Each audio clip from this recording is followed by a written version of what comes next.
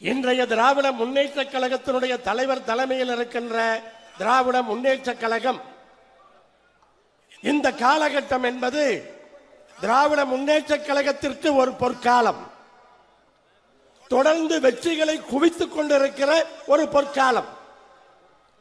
2019 40க்கு 39 என்று சொன்னால் 2024 40க்கு 40 இப்படிப்பட்ட வெற்றியை குவித்துக் கொண்டிருக்கிற திராவிட முன்னேற்ற கழகம் இன்றைக்கு பவள விழாவை கொண்டாடி கொண்டிருக்கிறது.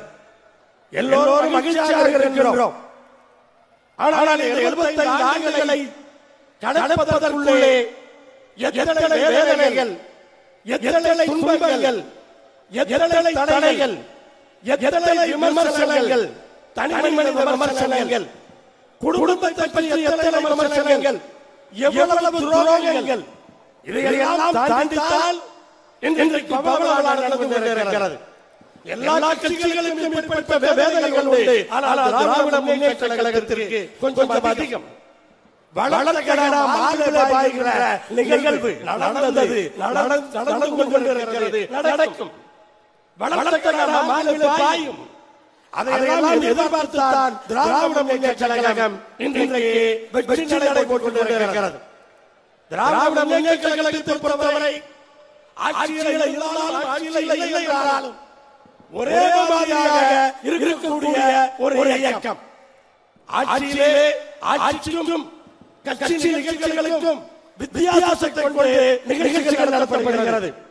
தமிழ்நாட்டினுடைய முதலமைச்சர் அவர்கள் இன்றைக்கு காலையிலிருந்து அரசு நிகழ்ச்சிகளிலே கலந்து கொண்டிருக்கிறார். டாடா நிறுவனத்துடைய 9,000 கோடி தொழிற்சாலை, 5,000 பேருக்கு வேலை வாய்ப்பு, இப்படி தொடர்ந்து நம்முடைய முதலமைச்சரும் நம்முடைய தொழில்துறை அமைச்சரும் ஊராக சென்று தொழிற்சாலைகளை கொண்டு வந்தால், வேலை வாய்ப்புகளை உருவாக்கினால் இன்றைக்கு ஒன்றிய அரசு ஜிஎஸ்டியை போட்டு ஒழிக்கிறார்கள். ஜிஎஸ்டி தான் தொழில்களை ஒழிப்பது. அன்னபூர்ணாவுடைய பண்ணுக்கும் அங்கே கிரீம் மட்டும் ஜிஎஸ்டி அல்ல. மக்கள் ஒன்றை புரிந்து கொள்ள வேண்டும். வருமான வரி என்பது தொழிற்சாலைகளுக்கு நிறுவனங்களுக்கு போடுவது, லாபத்தில் பங்கு. ஆனால் ஜிஎஸ்டி என்பது மக்கள் தொகைகளை கட்டுவது. ஒன்றை வாங்குகிறோம் என்று சொன்னால் அந்த ஜிஎஸ்டி சேர்ந்து மக்கள் தான் கட்ட வேண்டும். அது பல பேர் புரியாமல் இருக்கிறார்கள். இது நிறுவனத்திற்கான வரி அல்ல, இது மக்களுக்கான வரி. நாம் கட்டுகிறோம் என்பதை பொதுமக்கள் இன்றைக்கு அதை புரிந்து கொள்ள வேண்டும். பல்வேறு திட்டங்களை, பல்வேறு முன்னேற்றங்களை திராவிட முன்னேற்ற கழகம் இன்றைக்கு செய்திருக்கிறது. அதிலே முக்கியமானது சமூக நீதி. கட்சி ஆரம்பிக்கப்பட்டதே ஒரு குறிப்பிட்ட ஜாதியை சார்ந்தவர்கள் அரசுடைய பல பதவிகளிலே இன்றைக்கு கோலச் கொண்டிருக்கிறார்கள் என்பதை முறியடிப்பதற்காகத்தான். அதற்காகத்தான் சமூக நீதி என்பது யாருக்கோ ஒரு பதவி கொடுப்பதல்ல. ஒவ்வொரு ஜாதியுடைய விளிம்பு நிலையில் இருக்கிற மக்களும் முன்னேற்றம் பெற வேண்டும் என்று சொன்னால் இடஒதுக்கீடு வேண்டும். எந்த ஜாதிக்கு இடஒதுக்கீடாக இருந்தாலும் அது திராவிட முன்னேற்ற கழகம் கொடுத்தது என்பதை யாரும் மறந்துவிட முடியாது. இன்றைக்கு கொங்கு வேளாளர் கொள்கைகளை பிற்பட்டோர் பட்டியலிலே சேர்த்தது திராவிட முன்னேற்ற கழகம்.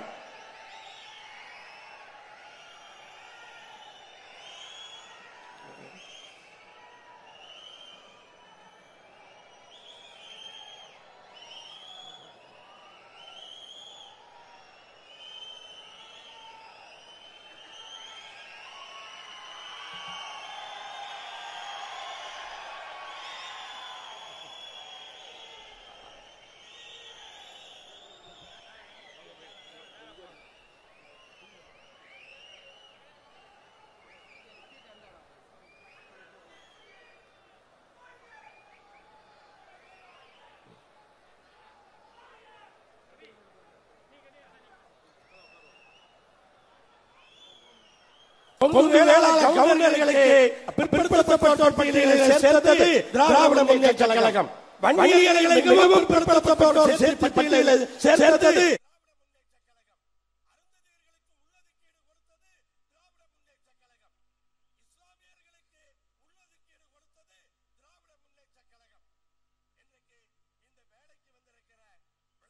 இந்த வேலைக்கு வந்திருக்கிற விளையாட்டுத்துறை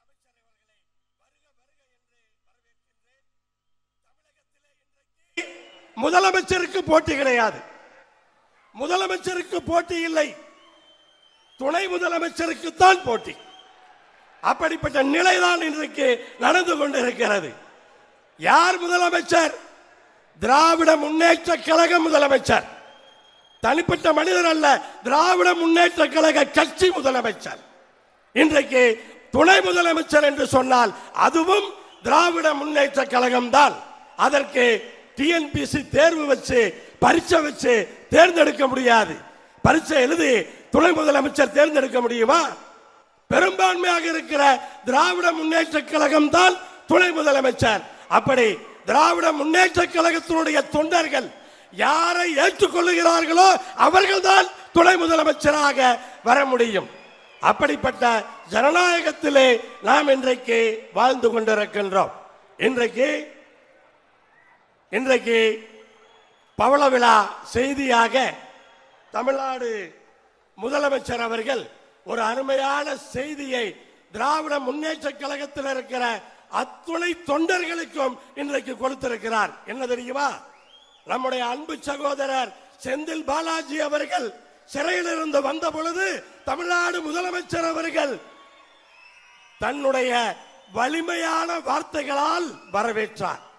அது அவருக்கான வரவேற்பு மட்டுமல்ல, திராவிட முன்னேற்ற கழகத்தினுடைய தலைவருடைய பவள விழா செய்தி என்ன தெரியுமா? திராவிட முன்னேற்ற கழகத்தினுடைய கடைக்கோடி தொண்டனுக்கு ஒரு பிரச்சனை என்றாலும் கட்சி தலைவர் விட்டு கொடுக்க மாட்டார் என்ற செய்தியைத்தான் தமிழ்நாடு முதலமைச்சர் அவர்கள் இன்றைக்கு திராவிட முன்னேற்ற கழகத்தினுடைய தலைவராக கொடுத்திருக்கிறார். அப்படிப்பட்ட திராவிட முன்னேற்ற கழகத்தினுடைய இந்த பவள விழா மிகச் சிறப்பாக நடந்து கொண்டிருக்கிறது. நூற்றாண்டை நோக்கி திராவிட முன்னேற்ற கழகம் இன்றைக்கு வெற்றி நடை போட்டுக் கொண்டிருக்கிறது. இந்த தருணத்திலே திராவிட முன்னேற்ற கழகத்தினுடைய தலைவருக்கும் அந்த கட்சியினுடைய அனைத்து செயல் வீரர்களுக்கும் என்னுடைய வாழ்த்துக்களை கொங்கு நாடு மக்கள் தேசிய கட்சியின் சார்பாக தெரிவித்து விடைபெறுகிறேன். நன்றி, வணக்கம். மேலும் இதுபோன்ற செய்திகளுக்கு KMDK லைவ் சேனலை லைக் பண்ணுங்க, ஷேர் பண்ணுங்க, சப்ஸ்கிரைப் பண்ணுங்க.